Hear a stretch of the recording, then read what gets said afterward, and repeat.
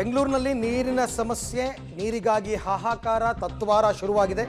ಕಾರ್ಖಾನೆ ಮತ್ತು ಖಾಸಗಿ ಆಸ್ಪತ್ರೆಗಳಲ್ಲೂ ಕೂಡ ನೀರಿನ ಅಭಾವ ಕಂಡು ಬರ್ತಾ ಇದೆ. ನೀರೇ ಇಲ್ಲದೆ ಕೆಲವು ಸಣ್ಣ ಪುಟ್ಟ ಕಾರ್ಖಾನೆಗಳು ಸ್ಥಗಿತವಾಗಿಬಿಟ್ಟಿದೆ. ಅವರಿಗೆ ಕೆಲಸ ಮಾಡೋದಕ್ಕೆ ನೀರೇ ಇಲ್ಲ.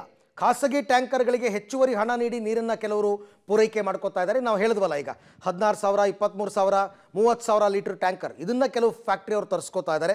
2 ಗಂಟೆಗೆ ತುಂಬ್ತಾ ಇದ್ದ ಟ್ಯಾಂಕರ್ ಈಗ 3 ಗಂಟೆ ಆದರೂ ತುಂಬ್ತಿಲ್ಲ ಅಂತ ಅವರು ಪಾಪ ಅವರ ಸಮಸ್ಯೆಯನ್ನು ಹೇಳ್ಕೊತಾ ಇದ್ದಾರೆ. ಆ ಟ್ಯಾಂಕರ್ಗಾದರೂ ನೀರು ತುಂಬಬೇಕಲ್ಲ. ಅಂದರೆ ಅಂತರ್ಜಲದಿಂದ ನೀರನ್ನು ಮೋಟ್ರ್ ಮುಖಾಂತರ ಮೇಲಕ್ಕೆತ್ತಿ ಟ್ಯಾಂಕರ್ಗಳಿಗೆ ತುಂಬಿ ಆ ಟ್ಯಾಂಕರ್ ನೀರನ್ನು ಹೊರಗಡೆಗೆ ತಂದು ಸಪ್ಲೈ ಮಾಡಬೇಕು. ಅದಕ್ಕೆ ಸಮಯ ಜಾಸ್ತಿ ಹಿಡಿತಾ ಇದೆ.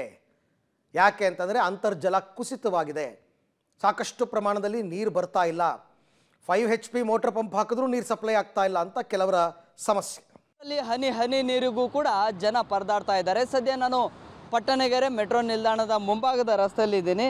ಗಮನಿಸ್ತಾ ಇದ್ದೀರಿ, ನೀರಿನ ಟ್ಯಾಂಕರ್ಗಳ ಮೂಲಕವಾಗಿ ನಗರದ ಬೇರೆ ಬೇರೆ ಭಾಗಗಳಿಗೆ ನೀರನ್ನು ಪೂರೈಕೆ ಮಾಡುವಂಥದ್ದು ಆಗ್ತಾ ಇದೆ. ಪ್ರಮುಖವಾಗಿ ಈ ಭಾಗದಲ್ಲಿ ಇಲ್ಲಿ ಏನು ವಾಟ್ರನ್ನು ಫಿಲ್ ಮಾಡಿಕೊಂಡು ಇಲ್ಲಿ ಅಕ್ಕಪಕ್ಕದಲ್ಲಿರುವಂತಹ ಫ್ಯಾಕ್ಟರಿಗಳಿಗೆ ನೀರನ್ನು ತುಂಬಿಸುವಂಥ ಕೆಲಸವೂ ಕೂಡ ಆಗ್ತಾ ಇದೆ.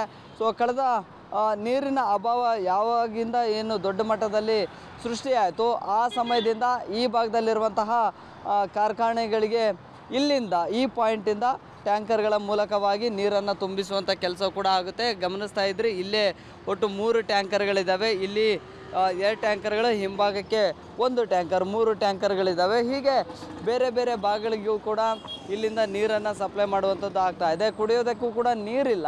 ಬಹುತೇಕ ಕಚೇರಿಗಳಲ್ಲಿ ಕೂಡ ಕೆಲಸ ಕಾರ್ಯಗಳಿಗೆ ಸಿಗ್ತಾ ಇಲ್ಲ. ಅದಾಗಿಯೂ ಕೂಡ ಒಂದಿಷ್ಟು ಕಾರ್ಖಾನೆಗಳಿಗೆ, ಜೊತೆಗೆ ಆ ಕಾರ್ಖಾನೆಗಳಲ್ಲಿ ಕೆಲಸ ಮಾಡುವಂಥ ಸಂದರ್ಭದಲ್ಲಿ ಕೂಡ ನೀರಿನ ಅಭಾವ ದೊಡ್ಡ ಮಟ್ಟದಲ್ಲಿ ಆರಂಭ ಆಗಿದೆ. ಸೊ ಆ ಕಾರಣಕ್ಕಾಗಿ ಕಾರ್ಖಾನೆಗಳಲ್ಲಿ ಕೂಡ ನೀರಿನ ಲಭ್ಯತೆ ಇದೆ. ಸೊ ಎಲ್ಲೆಲ್ಲಿ ಬೋರ್ವೆಲ್ಗಳಿದ್ದಾವೆ ಅಲ್ಲಿ ಫಿಲ್ಲನ್ನು ಮಾಡಿಕೊಂಡು ಕಾರ್ಖಾನೆಗಳಿಗೆ ತುಂಬಿಸುವಂಥದ್ದು ಕೆಲಸವನ್ನು ಕೂಡ ಮಾಡಲಾಗ್ತಾ ಇದೆ. ಅದಕ್ಕೂ ಕೂಡ ದರವನ್ನು ನಿಗದಿ ಮಾಡಲಾಗಿದೆ. ಆದರೆ ಈ ಟ್ಯಾಂಕರ್ಗಳಿಗೆ ರೇಟ್ ಕಾರ್ಡನ್ನು ಇನ್ನೂ ಕೂಡ ಹಾಕಿಲ್ಲ. ಜೊತೆಗೆ ನೋಂದಣಿ ಆಗಿರುವಂತಹ ಸ್ಟಿಕ್ಕರನ್ನು ಕೂಡ ಅಳವಡಿಕೆ ಮಾಡಲಿಲ್ಲ. ಸೊ ಹೀಗಾಗಿ ಫ್ಯಾಕ್ಟ್ರಿಗಳಿಗೂ ಕೂಡ ಎಷ್ಟು ದರದಲ್ಲಿ ನೀರನ್ನು ನೀಡಲಾಗುತ್ತೆ ಅನ್ನುವಂಥದ್ದು ಕೂಡ ಸ್ಪಷ್ಟತೆ ಇಲ್ಲ. ಆದರೆ ಬೆಂಗಳೂರಲ್ಲಿ ನೀರಿನ ಸಮಸ್ಯೆ ದೊಡ್ಡ ಮಟ್ಟದಲ್ಲಿ ಆರಂಭ ಆಗಿತ್ತು. ಕುಡಿಯೋದಕ್ಕೂ ಕೂಡ ಒಂದು ಭಾಗದಲ್ಲಿ ನೀರು ಸಿಗ್ತಾ ಇರಲಿಲ್ಲ. ಈಗ ಕಾರ್ಖಾನೆಗಳಿಗೂ ಕೂಡ ಅದರ ಎಫೆಕ್ಟ್ ದೊಡ್ಡ ಮಟ್ಟದಲ್ಲಿ ತಟ್ಟಿದೆ. ಸೊ ಹೀಗಾಗಿ ಖಾಸಗಿ ಟ್ಯಾಂಕರ್ಗಳ ಮೂಲಕವಾಗಿ ಕಾರ್ಖಾನೆಗಳಿಗೆ ನೀರನ್ನು ತುಂಬಿಸುವಂತಹ ಕೆಲಸಗಳನ್ನು ಕೂಡ ಮಾಡಿಕೊಳ್ಳಲಾಗ್ತಾ ಇದೆ. ಕ್ಯಾಮ್ರಾ ಪರ್ಸನ್ ಅಕ್ಷಯ್ ಜೊತೆ Prakash D Rampur, public TV, Bengaluru.